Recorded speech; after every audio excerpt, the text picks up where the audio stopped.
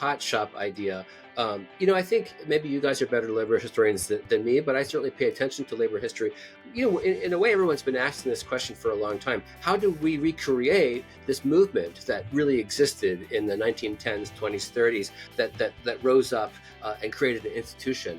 And I don't think anybody's really come up with an answer yet. Back to the different kinds of organizing that we are seeing, you see some cases where there's a strategic effort by a union, typically in the public sector. They're very creative about creating legal avenues to enable union organizing. In our state, certainly we see that.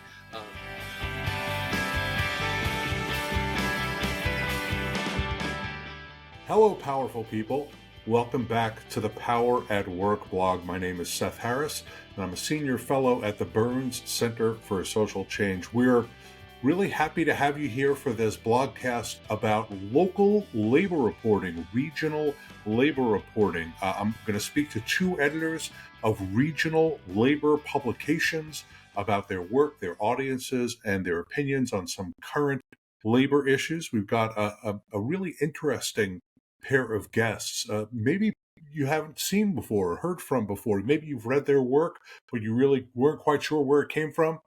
Here you're going to get a chance to meet them. It's a great conversation, and we are really excited and delighted to have you as a part of it. But before we get to that conversation, you should know that the Power at Work blog is a proud member of the Labor Radio Podcast Network. The Labor Radio Podcast Network connects over 100 radio shows and podcasts. To learn more about the network or to find other labor radio shows and podcasts, go to www.laborradionetwork.org. And if you want to listen to or download any or all of the Power at Work blogcasts, they're available for streaming and download on Spotify, Apple Podcasts, and Overcast. Just search Power at Work on any commercial podcast providing platform. You're going to find us there. And while you're there, how about if you give us a 5-star rating? That will help other people to find our great content. They will appreciate it. We'll appreciate it too. Now, usually when we host labor reporter roundtables, our guests are national labor reporters from outlets like the New York Times or the Washington Post, Bloomberg, The Guardian, Politico, major national or at least Washington-based journalistic organizations.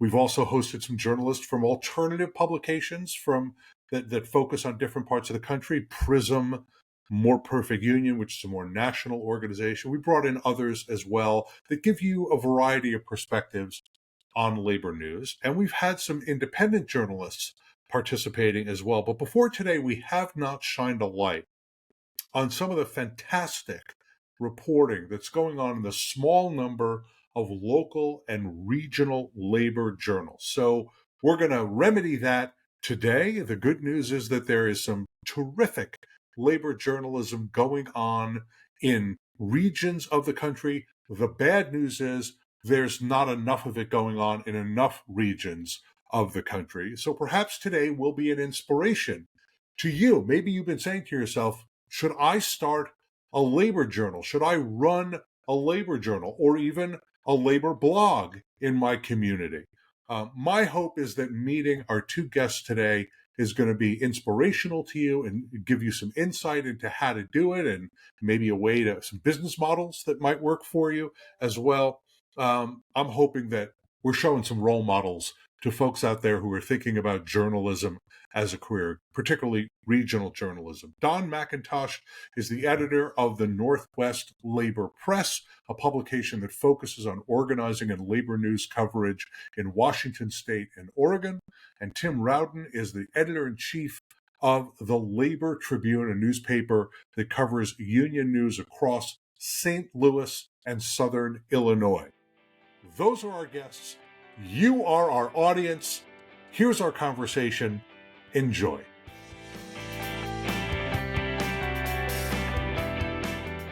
Don and Tim, it's so great to have you on the Power at Work blog. We've had a lot of labor reporters on, so we're adding you to the pantheon of labor journalists who've graced this blog, and we're absolutely delighted to have you here, and we're really excited to hear your really unique perspectives on some of the issues that are affecting working people today. And we're hoping you're going to tell us what those are in your parts of the country. But before we talk about workers and worker power and unions, I'd like to talk about both of you.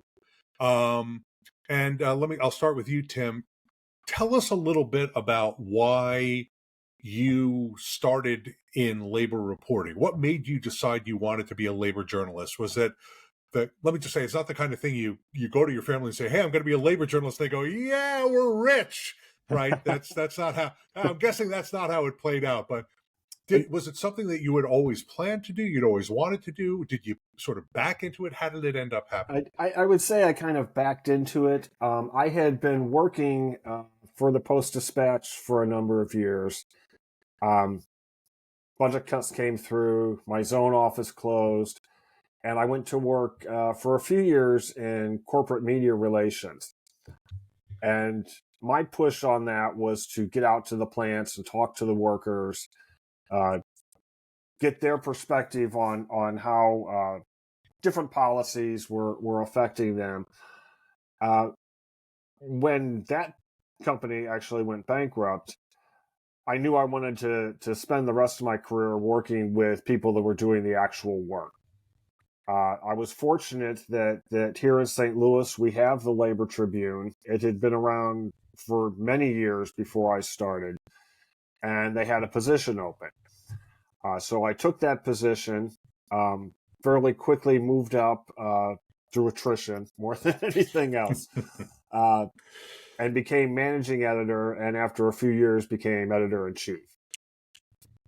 Well, that's a nice path. I like that very much. What about you, Don? How did you get started, and how did you end up at the Northwest Labor Press? Sure. Well, I'm sort of an accidental journalist, maybe as well. I had dabbled in some alternative media early in college, really was more polemic, but I ended up getting a job. I got fired from my bakery job, and I found out that the Daily Student newspaper was hiring and that they paid you to write. And so I went down there and got hired and spent the next 4 years doing, of course, outstanding student journalism. But it really taught me, what it is to be a journalist, thinking, being curious, going and interviewing people, and coming up with ways to vet that a source is accurate and then write quickly.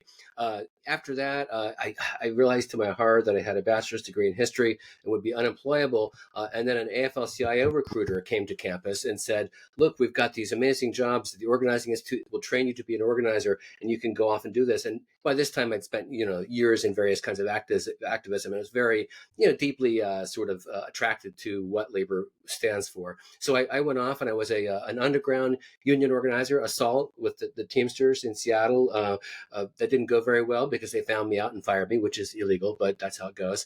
So I returned to Portland, at which point was writing for the Business Journal. I edited a sort of left-wing monthly for a few years, and I freelanced for various publications, including the Northwest Labor Press, which is now 125 years old. Then it was 100 years old. But one day the editor called me up and said, "Hey, would I be interested in working there?" Turns out it's a union job with benefits, writing about the union movement. I was very excited and said yes, and that was 25 years ago. Well, and now I'm the editor, also through attrition. That's how it happens sometimes in the labor movement, is that the old guy retires or dies, and you get the job. So now let me just say, not just in the labor movement, it happens in government too. If you just wait around long enough, you're going to be the boss. You just have to wait a long enough period of time. So I want to talk a little bit more about labor journalism, because we were just talking. I was telling Tim this before we started. We just talked with Hamilton Nolan, who writes for In These Times and The Guardian and others. Just came out with a book, and we were happy to host him on the blog and talk about it. So Hamilton said that he was sort of sharing his views on where labor journalism is coming from and how that has changed as the way the nation consumes news more broadly has changed. He observed that as more and more publications are disappearing or considerably downsizing their staff, there's simply less infrastructure and funding to support the very important work that labor journalists are doing. The number of labor journalists, for example, has shrunk, although you have some fantastic labor journalists out there right now, including the two of you. And his view was that the burden of covering a lot of labor news has fallen either on smaller publications like yours or union communications shops or sort of citizen journalists on social media. Don, I want to get your reaction to that. Is that your sense of where things stand in labor journalism now? Well, actually, I would say sort of yes and no. I tend to take a long-term perspective, and I joke, or I have joked over the years that what have I done here? I've doubled down on two declining institutions. On the one hand, organized labor. On the other hand, journalism, and it's true they've both been in steep decline for a considerable length of time. That said, I would say maybe Hamilton isn't quite right in that there has, I think, really been a resurgence in interest in labor and in labor journalism just in the last few years. Actually, the New York Times media writer back in 2021 declared labor to be the new hot beat, and I think that there's some truth to that. I think for a long time I sort of, I don't want to say toiled in obscurity, but I mean I was often the only reporter covering the things that I was covering when I was covering organized labor, and that's less common. That's less the case today, which I'm very pleased about. Big scale, long term. We used to have labor reporters at daily newspapers. Well, we used to have daily newspapers too. But, I think part of that, there's a sort of a common bellyache among labor people. Oh, they have a business section, but no labor section. Well, the reality is labor was a third of the workforce 50 to 70 years ago. And when labor did something like, go out on strike in the coal mines, you might not have coal to heat your house that winter. So the impact of labor was unavoidable. And, you had to report on it. These days, I don't know that you could say that as much. I think the strike we'll talk about maybe is coming back, but it's not like you can go through life and you could easily ignore that the labor movement exists. So I don't think there's as compelling a reason that labor needs to be covered in the media. That said, I think there really is an uptick in interest and folks like Hamilton Nolan, I think, feeling of a void that existed for a while. Yeah, Tim, what do you think? You agree with Don that there's an uptick in interest and there's now a bunch more folks out there covering this stuff? I do agree there's an uptick in interest. What we've seen here is there are not dedicated labor journalists necessarily at the Post or our television stations, but there are journalists who are covering labor issues. I've seen it covering various strikes and actions here. For years, I was the only one there with a camera and a notebook. And now the TV cameras are showing up, and the photographers from the Post-Dispatch are showing up, and they're doing a good job. Our position has always been that we covered labor from labor's perspective. Oftentimes, when you get the mainstream media in there, they're not necessarily looking out for labor, as it were. So we like to approach it as, we're that slice of the news that's going to tell you from labor's perspective and from the workers what's going on and how it's affecting real people in their homes, at their kitchen tables. You can stay up to date with the latest news about workers, worker power, and unions by subscribing to the Power at Work blog. You'll receive the weekly download, a Power at Work newsletter sent straight to your inbox. The weekly download collects about 24 of the week's articles, academic studies, press releases, podcasts, and videos from across the internet. We find the stories and deliver them directly to you. So subscribe to the weekly download right now on the front page of the Power at Work blog. Go to poweratwork.us. Well, let's talk about those workers and what they're telling you. You're the experts in your part of the country, and I don't want to limit you. Maybe you're experts, if you feel like you're experts nationally as well, but you're certainly expert in what the folks in your part of the country are talking about when it comes to work and worker power and unions and strikes and other issues. So I want you to tell me what you know, and I'm hoping I'm going to get this question open-ended enough to allow you to do that. So Don, what are people in the Northwest talking about right now? What are the most important stories that are affecting workers in the Northwest right now? Well, it's a tough question, really. I mean, we have 45,000 union households that get the labor press. I would love to know exactly what they think, and there's not an easy way to find out. I think my disposition, I tend to be pretty hesitant to sort of, I don't know, do the trend story or generalize and so forth. So it's really hard to say. I mean, I will say what I'm seeing gradually in recent years is a greater enthusiasm. There's some sign that there's greater attendance at union meetings. There's certainly greater appetite for going on strike, which is fairly new in recent times. So that much I feel safe generalizing. But in terms of, and I think the polls actually are have been showing a consistent increase in levels of approval. And actually, there's something that's important to mention about the annual Gallup poll that talks about union approval is you have to drill down and look at the demographics and how they answer differently. And one of the things that's emerged in recent years is that the people who are now the most pro-union are actually the youngest workers, who are also those who are least likely to have a union. But there are also that we've seen a reversal where the more educated you are now, the more likely you are to say you approve of a union. And I think we're sort of seeing that, I don't know, latent appetite for union activity show up on college campuses and in any kind of workplace where you have lots of educated workers who are also young workers. So, for example, graduate students, just absolutely exploding in terms of organizing, striking, and so forth.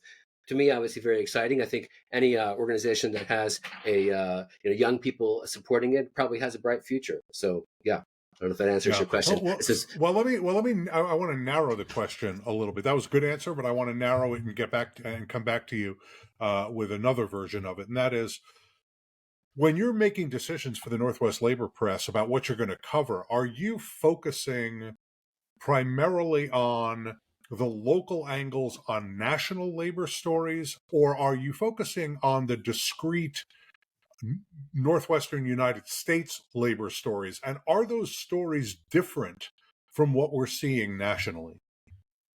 Well, we see ourselves as a local and regional publication that serves a local audience, and so we're most interested, if we can, in reporting on the things that are happening within these little democracies that we call unions. And so that means organizing campaigns, it means contract negotiations, it means union elections. We have a new leader that is coming out and getting introduced to the wider labor movement. I think one of the functions of a paper like the Northwest Labor Press, which used to be more common and is quite rare now, is to kind of knit together these unions and to create a kind of a collective consciousness that members of one union may know what others are doing.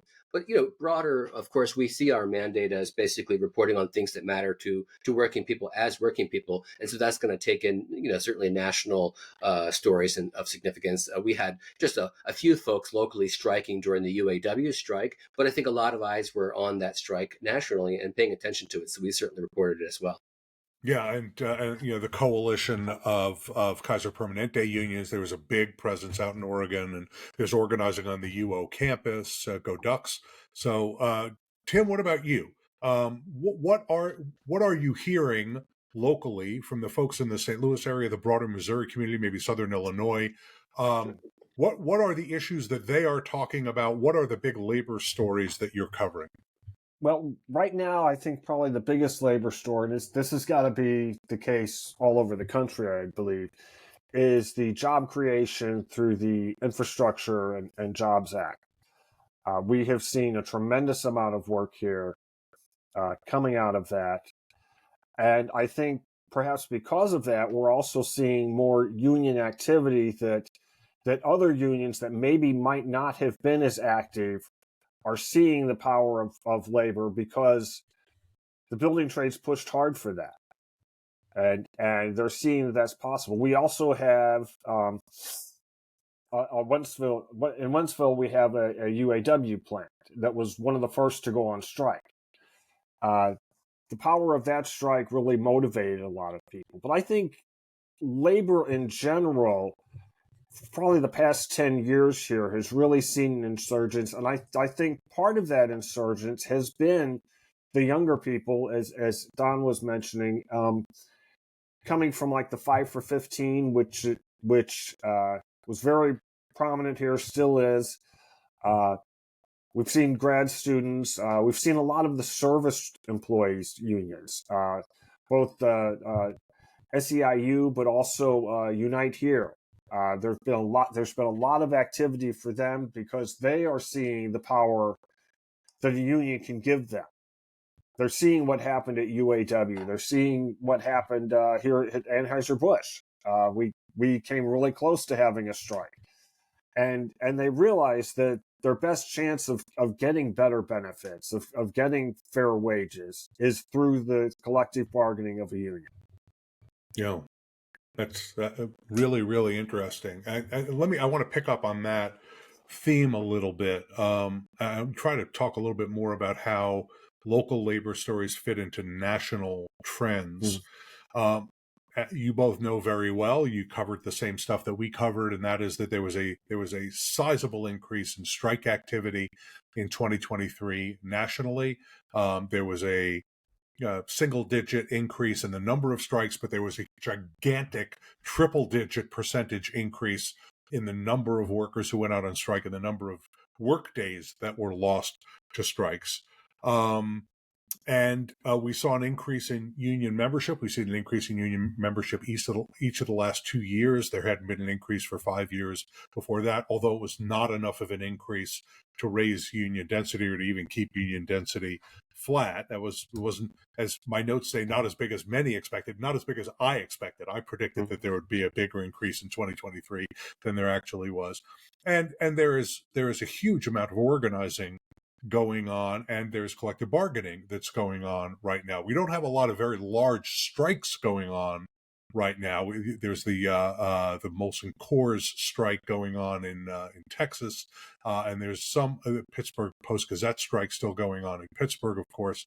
But so in that context, Tim, are you seeing that kind of increase in the Midwest?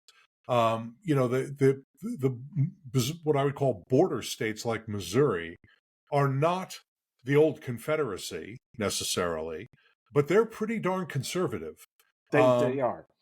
Yeah. And so are you seeing the kind of uptick in worker militancy or worker activism that a lot of people are writing about and talking about? I certainly talk about it all the time.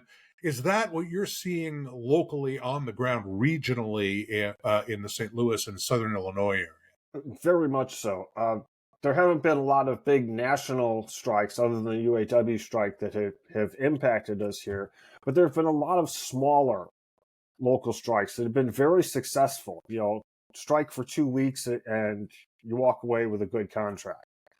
And we're happy to see that. I think the militancy here, at least, picked up in the period between 2016 and 2018 when the legislature pushed through right to work here in Missouri.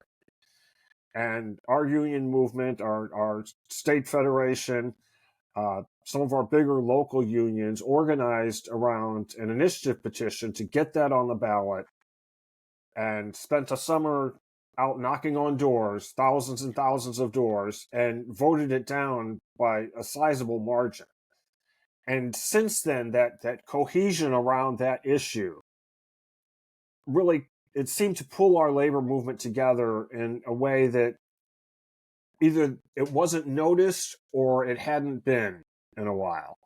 And that has not faded. One of the things legislatively that's going on here that has really promoted more worker militancy and union activity, our legislature right now is trying to push through reforms of Missouri's initiative petition process, by which workers can organize around a petition, get the proper number of signatures, take it to the voters, and win. Well, they're making it so it's just about impossible to do that. Yeah, and their argument, Ohio tried to do that, not around worker issues, but around reproductive rights issues. Right, was to raise the threshold to get on the ballot in Ohio, and that was defeated in an initiative and referendum process. That's exactly what's going on here. They're wrapping it around. We have to defeat this petition that's circulating right now to undo Missouri's very, very restrictive abortion law. But we're no fools. We know that once they get that through, right to work is right around the corner because that's how we defeated it last time. So it's something that has multiple interests for our members, for our readers, because once we lose that process, it's going to be very hard to strike wins legislatively. Yeah, yeah. And you have a very, very conservative political culture in Oh, we Missouri do. with a legislature that is dominated not by St. Louis, not by Kansas City, but by more rural, much, much more conservative parts of the state, Much right? more conservative. So let me ask, is this increase that you're seeing in worker activism, worker militancy, do you think that that is translating into organizing in the state? So you talked about the building trades and the bipartisan infrastructure law, and that growth will happen organically because there'll be a Sure. lot of jobs, and hopefully union contractors will get those bids, and then they will increase their workforce using apprenticeship programs and others. So the building trades will grow. They're Hopefully, doing very that's the well. hope. Yeah. That's certainly what they're planning. But is there other organizing going on, you think, because of this increase in worker militancy and worker activism? There is, and one really interesting one here is organizing cannabis workers. Yeah. One of our unions here, UFCW Local 655, has led the charge on this. Has organized multiple dispensaries here in Missouri, and they're finding that it doesn't take a lot of push to get people to sign that card. They're ready for it. They even though it's a fairly new industry, they understand that the best way to be protected, and there's already abuses for such a young industry, there's already abuses. The best way to protect themselves and to ensure that their jobs are quality jobs is to organize. Yeah. And here, at least, most of them are doing it with United Food and Commercial Workers. Yeah, actually, I think that fits to the category that Don was talking about earlier. Is it's an industry which we've written about several times that tends to have a bunch of well-educated younger workers who are in a growth industry, and people are making gobs of money. Not the workers, but the owners are making gigantic amounts of money, and workers want to really carve out a place for themselves, make sure that they are safe because there are some risks. Make sure that they're paid commensurate with their knowledge. When we think of cannabis workers, we maybe think of a bunch of deadheads sitting around stoned all the time. That's not what it is at all. These are very sophisticated agricultural and retail workers who are doing this work. And they want to make sure that they're going to get their fair share. So yeah, we've seen growth. The OCW is organizing them, Teamsters are organizing them, and others. Don, let me ask you about that as well. So, folks like me go around telling everybody, talking to reporters and saying, worker militancy, worker activism, look at this and look at that and look at the other. But you're looking at it at the ground level. You're looking at it locally. You're in touch with your local labor movement. Are you seeing it? Is it manifesting itself in the Northwest? Well, I'm going to say, if I had to say yes or no, it would be no. I have maybe sometimes a reputation as being not a cheerleader. I think we don't need cheerleaders, we need truth tellers. And I think if you're in a big battle, you need to know the size of your own forces and the size of the forces that are against you, and that kind of thing. You mentioned, nationally union numbers creeping up. I mean, it's possible that in absolute terms that was the case in the last couple of years, but we just reached last year, we just reached the lowest union density that we've had basically since they've been counting, 10%. And I find that very concerning. I talked about, some of the long-term trend lines, certainly, copious amounts of support by young people. That's a positive development. Frankly, I think that the labor market being likely to be, for demographic reasons, tight for a while, that's going to work in labor's favor. And I think there's really a public consciousness that's unhappy with the current kind of regime of inequality. All of those, I think, create a sort of a latent energy that you could tap into, but we're not seeing it translate into organizing, really. In Oregon, for example, I think you have to be careful with the state level figures with the BLM. They do an annual census-based survey of how many union members you have, and ours goes up and down, and every year when it goes up, the Oregon AFL-CIO says, "Look, it's going up," and when it goes down, you don't hear from them. But it went down again last year. And the reality is, it's a sample size issue statistically. So it's about the same, but we're not really seeing it. What we are seeing is certainly a lot of small hot shops. That's new. I'll just give you one sort of, I don't know how valuable the anecdote is.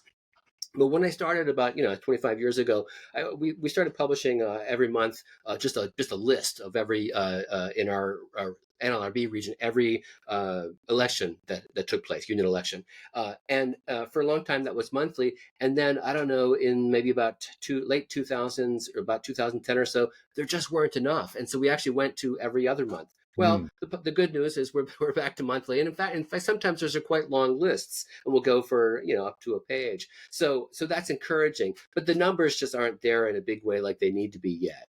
Certainly, I think Hamilton Nolan was a guest on your show, said much the same thing. You have to have really an ambitious strategy for how to organize whole industries. And I guess I keep waiting for that. Certainly, I would love to see it. I would be super excited to report on it. I think it very well might happen, but is it happening now? I'm just not seeing it yet.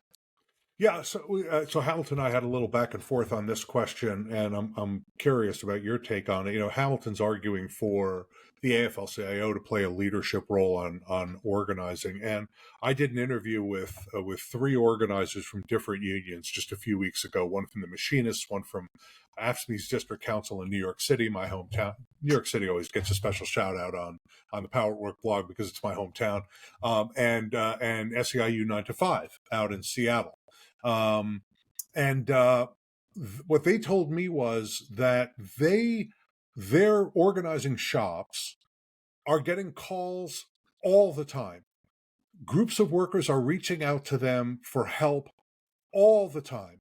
And they actually have to sort through which ones they think are real opportunities and not real opportunities. Do they have the resources to be able to organize them? And also, are they in a place where if they were to win, they would be able to service the members with bargaining and with grievance adjustment and things like that?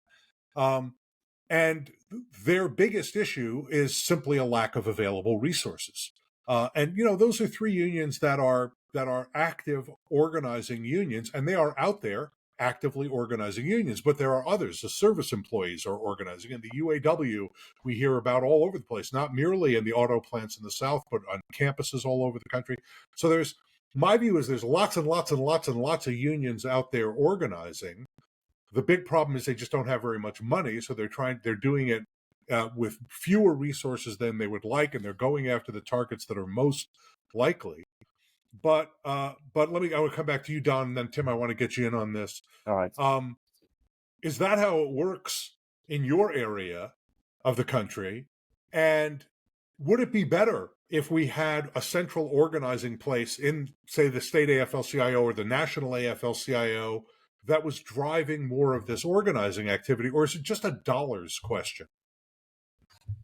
That's a lot of questions. I'll do my best. I feel like if you were to look at the actual organizing that's happening, I think we're seeing several sort of sources. One is, and we haven't mentioned yet, but there's been a wave of what you might call independent union organizing. These are sort of startups. It's a DIY kind of thing. A group of sandwich shop workers say, "Hey, we're unionizing."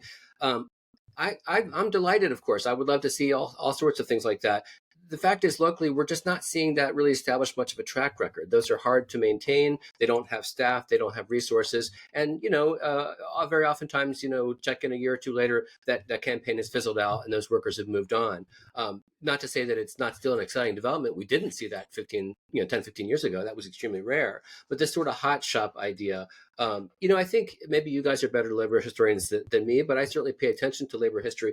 In a way, everyone's been asking this question for a long time. How do we recreate this movement that really existed in the 1910s, 20s, 30s that rose up and created an institution? And I don't think anybody's really come up with an answer yet.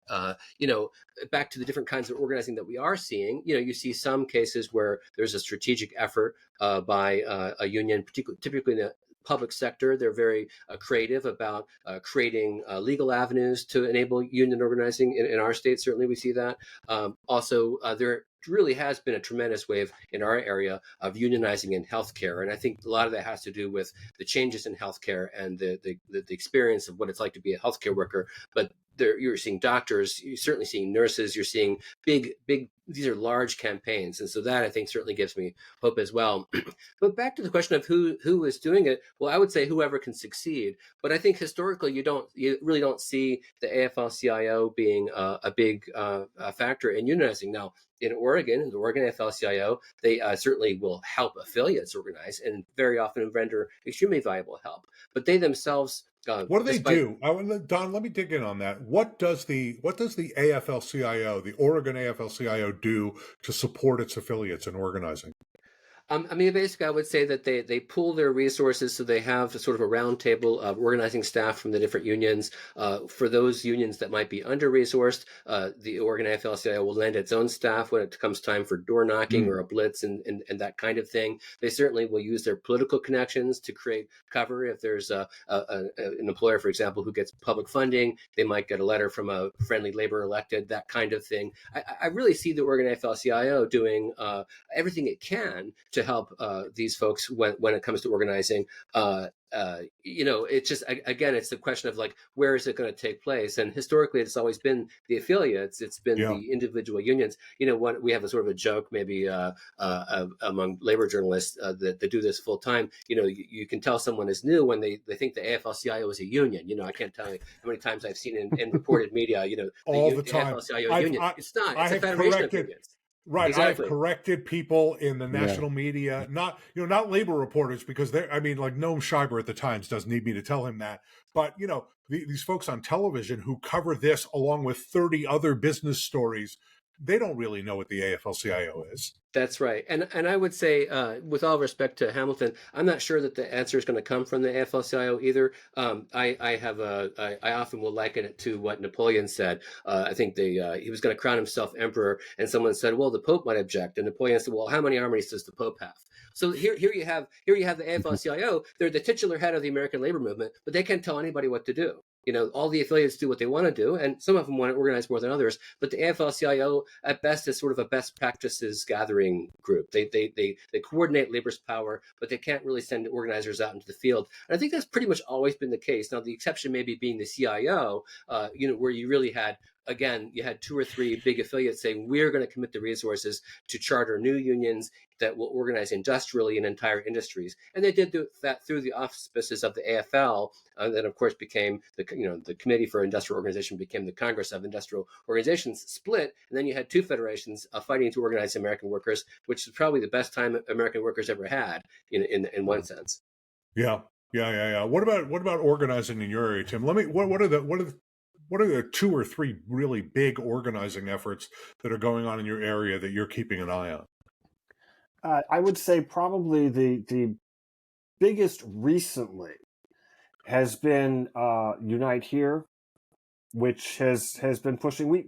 We have this horrible recurring problem here that we can manage to get the buildings built union, but they don't staff them union. Yeah.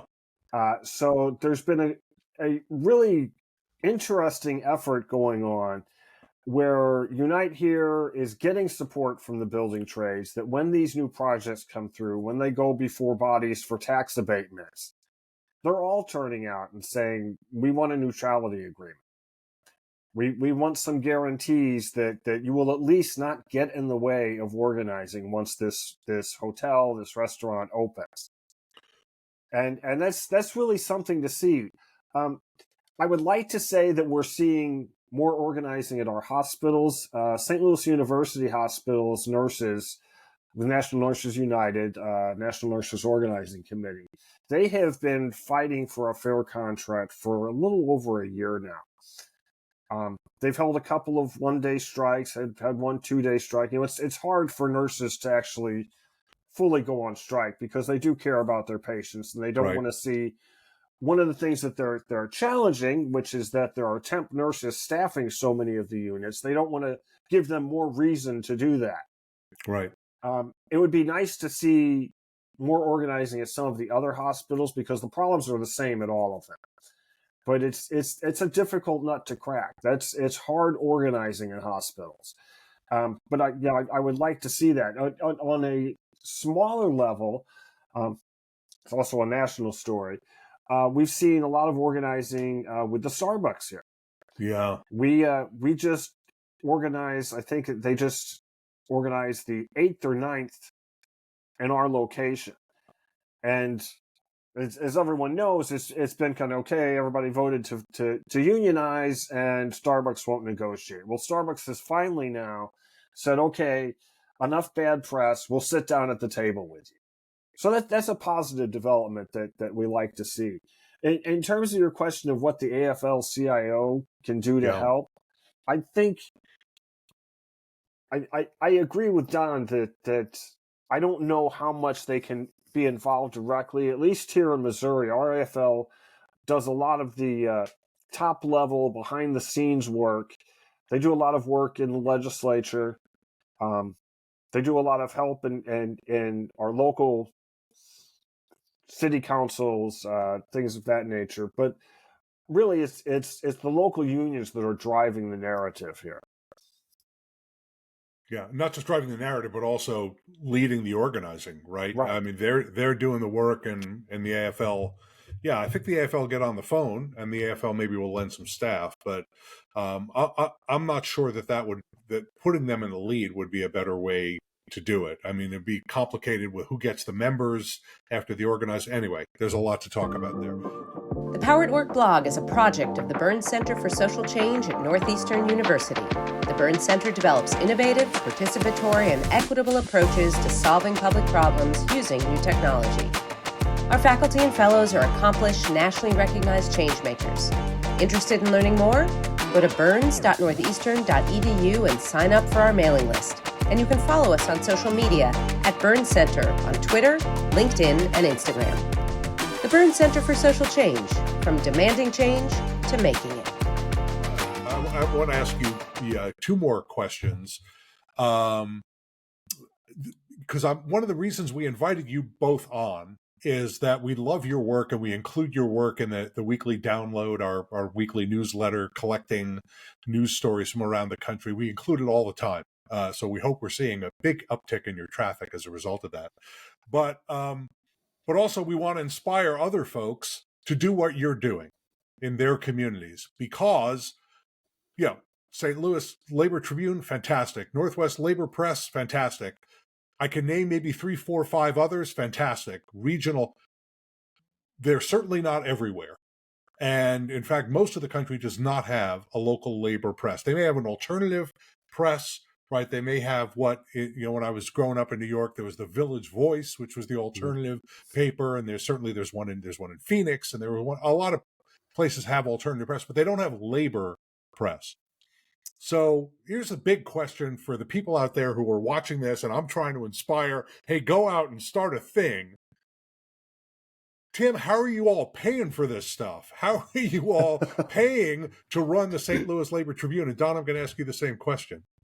It's a challenge, and it's a challenge made harder by the fact that inflation hits everybody. Our printing and postage costs have gone up exponentially in the last few years. Oh, so you're actually a hard copy newspaper. We are a hard copy newspaper. We do have a website, obviously, but we get delivered to the homes of union members in St. Louis and Southern Illinois every week.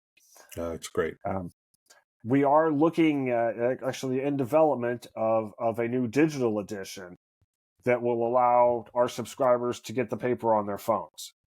Because what we've been told by several of our unions is, our older members love to get the newspaper. They like to hold it in their hands. They like to take it to work, tear out a page and put it up in the break room. Our younger members don't look at it that way. Right. They want to see it online. So we're like, okay, if that's what they want, we'll do that. And with the exception of the cost of setting it up, a digital edition is cheaper to produce because you're not covering those print and postage costs. Right. So we're moving in that direction. We'll have both print and digital. That's very interesting. Don, what about you? How are you? How is your paycheck getting paid every week? Well, I want to say I feel extremely lucky. This is such a rare setup that we have here. But as I mentioned, 125 years now. Actually, it'll be our 125th year next year.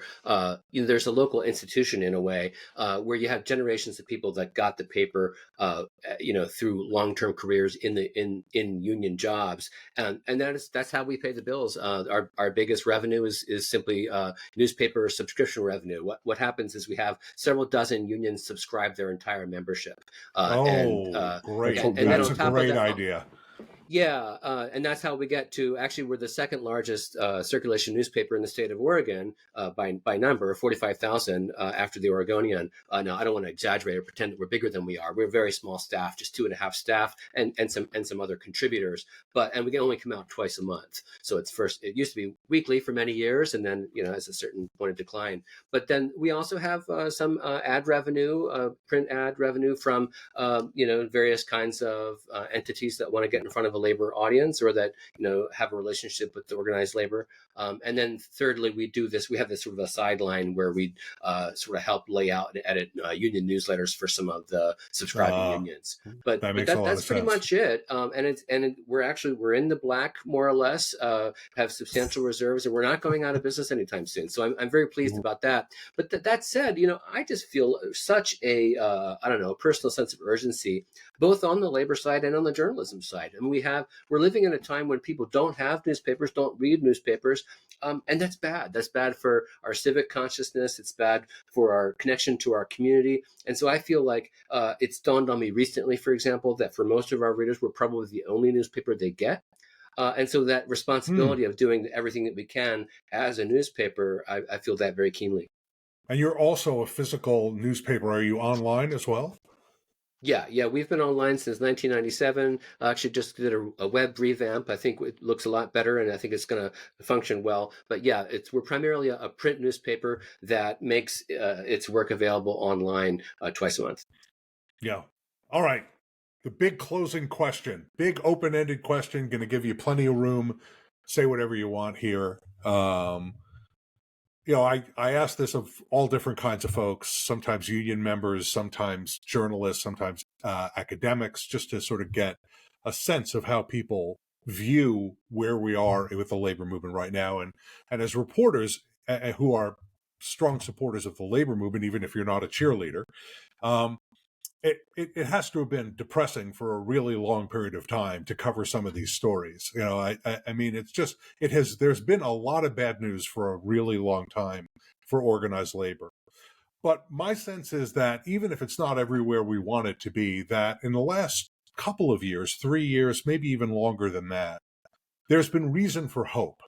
Right, there have been positive signs. There was as Tim was saying, there was the UAW strike, and there's the Starbucks organizing, and there was the stuff that happened out in Hollywood, which came out terrifically well for those workers, and seemingly is continuing to pay dividends for other workers, some of the more blue collar, middle wage workers out in Hollywood. Teachers all over the country. My parents are both teachers, so teachers all over the country organizing and getting much, much, much better contracts. There's government employees in the federal government organizing. There are stories out there that are really good news stories, but there is this overlay of declining union density and growing corporate power, rising wage and wealth inequality. So here's my big question for you, and Don, I'll start with you, and then Tim, I'll give you the last word on it. So when it comes to workers and worker power, are you optimistic about the future, or are you pessimistic about the future? It's a great question. I'm actually quite optimistic. I used to get together with the number 2 officer of the Oregon AFL-CIO, and we would have beers and talk shop. And she would say, "Don, you're such a pessimist." And I was like, "No, I'm not. I'm a realist. I'm not a cheerleader." I don't want to go so far as to say I'm an optimist per se, but I just think, as I say, the trend lines really are pointing in our favor right now. I think there's all this potential. I think I have a long-term perspective. Maybe it's because I studied history. But, if you went around asking people in the 1920s this question, how do you feel about the labor movement? Maybe people would say, "Oh, we've been defeated, business organized, and now we're nothing." And then this was right before the big upsurge that we remember. And that's the case, I think, with many social movements. It's sort of like, today the French peasants are hungry and dispirited, and tomorrow, well, the king better watch his head, right? I mean, these things come on very suddenly and very big. And I think one of the biggest trends that I'm seeing that's most exciting to me is simply the return of the strike. I think the whole edifice of organized labor rests on this idea of collective bargaining, and that collective bargaining really doesn't mean very much if you don't have a lever. If you cannot effectively say, well, if we can't get a fair deal, we're going to strike. If you can't strike and strike effectively, then what are you wasting your time meeting for? You're going to say, we would like $1, please, and they would say no, and what are you going to do about it? And if the answer is no, then you're wasting everybody's time. But the idea that you can get out there again and strike, and that workers will see other workers striking, that I think is the most exciting development. To the extent that Tim and I can sort of trumpet the news that people are striking effectively and winning big raises and life-changing contracts, that's going to spread the news that maybe other people ought to try it as well. Yeah, striking is contagious because it can work. I'm old enough to remember 15, 20 years, maybe longer than that, when the strike weapon was just effectively dead. After employers started permanently replacing their striking workers, maybe it's 30 years if you go back to PatGo, and then you look at some of what happened at Continental Airlines in the early 1980s, and then you thereafter, with the combination of that and offshoring of jobs from the Midwest, and the deindustrialization of the United States, workers were on their back heel, and they were really at risk if they ever sought to strike. But we saw a lot of it in a lot of places. Bridgestone Firestone, for example, was another horrible example of that. All right. So I got one for optimistic, Tim. How are you going to vote? Are you an optimist about workers and worker power and unions, or are you pessimist? I would say I am optimistic right now. We're seeing the rising militancy is, it does my heart good, being an old rabble rouser. I think most recently, you look at the UAW strike, you look at the Hollywood strike, your workers are seeing that you can stand together and you can win big. Locally, we're seeing it here, and that there seems to be a tremendous number of short-term strikes happening that are very, very successful. We just had one end with an 18% increase. It was a 2-week strike. I don't think that would have been possible before the UAW stand-up strike. It's that sense of, if we all stick together, we can win, which is really what the labor movement is all about. That sense of brotherhood and unity, and that not only within your union, but having the other unions there to back you up, which we see a lot of here. I have to say, we've been really fortunate since we defeated Right to Work, and that it woke a sleeping giant, and that our unions are as tight as they've ever been. And when one of them goes on strike, the others are out there supporting the strike line. They're bringing food to them. They're taking shifts, walking the line. And that's really powerful. And when the corporate owners see that, they blanch a little bit. They get a little scared because they realize it may not stop with the workers that are on strike today. They may have a much bigger problem on their hands, and likely will. So yeah. I'm very optimistic about the future. Wow. Well, that is a rousing valedictory for our blogcast with regional labor journalists and reporters and terrific labor analysts Tim Rowden and Don McIntosh. Gentlemen, thank you so much for being here. Really enjoyed the conversation. Thanks for having me. Seth. It was a pleasure. Hey, thanks for hanging around. That was a really terrific conversation, wasn't it? Some really smart people covering labor news, both at the national level and at the regional level. Don and Tim, terrific examples of that. I hope they inspired you. Certainly, subscribe to the Northwest Labor Press and to the St. Louis Labor Tribune right away. And believe it or not, you'll actually get a physical copy. You'll get a hard copy of a newspaper, as we discussed in the blogcast.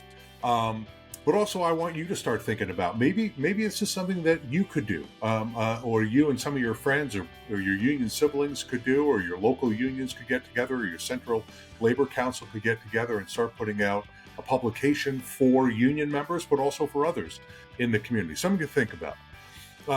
Another thing to think about is that you can connect with the Power at Work blog on social media in a bunch of different places. We have pages on LinkedIn and Facebook. Just search Power at Work blog. You can find us at Power at Work blog on Twitter, X, and Threads. You can find us at Power at Work on Instagram, TikTok, and Patreon as well. And here's a brand new thing, very important. We have added a comment section to the blog. So now you have a place where you can exercise your voice. Every single post on the blog now has a comment section, including this one. So if you're sick of hearing my voice, put a comment in saying, Harris, we're sick of hearing your voice. You're not going to stop hearing my voice, but it'll make you feel better that you've exercised your voice. But if you want to comment on anything Don and Tim or I said today, if you want to comment on the Hamilton-Nolan interview that we did, the live interview and Q&A session that we did, if you want to comment on some of the fantastic substantive posts that we've had on a whole host of subjects. Some I've written, some have been written by guest columnists from a variety of places. We're inviting scholars to write things so we can engage in a discussion with you. So go to the comments section, even if you just hit the thumbs up, for goodness sake. It's a way for you to let us know that you're paying attention, that you want to engage with us. So thanks for doing that. I should have mentioned you can also find all of our blogcasts in addition to finding them on the blog. You can find them on the Burns Center for Social Change YouTube channel. So thanks again for hanging around. Thanks again for joining us for this blogcast. I hope you enjoyed it as much as we enjoyed delivering it to you. We will see you right here on the blog again very soon. Thanks, everybody.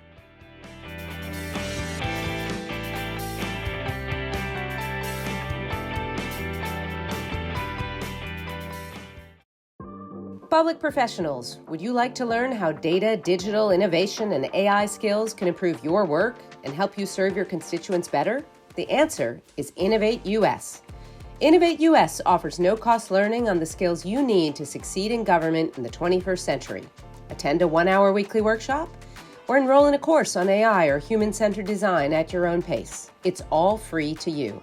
Visit innovate-us.org today to learn more and sign up. That's Innovate-US.